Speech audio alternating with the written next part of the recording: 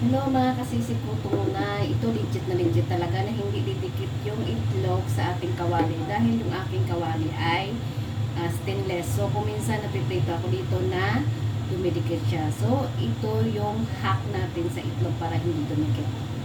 Legit na legit ito mga kasisip. So, naglagay ako dito ng kunting flour. Ayan. Ilalagay lang natin ito. Lagay na natin yung itlog.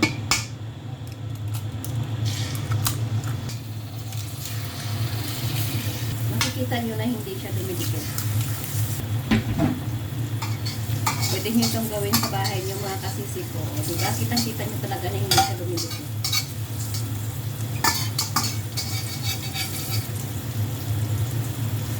Ayan o.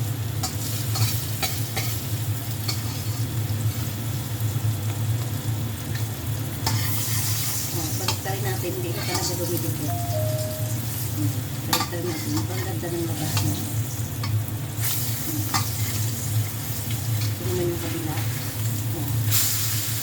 Ganda pa ng kuha mo. Legit yung mga kasisi ko kung gusto nyo ng magandang sunny side up.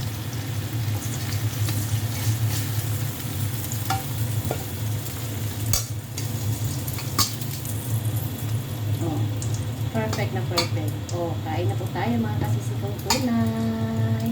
Maraming salamat po and God bless you all. Hanggang sa muli. At ayan, legit na walang kumakapit na itlog dyan. O, gawin nyo na ito sa mga non-sticky kalahan nyo dyan o kawali.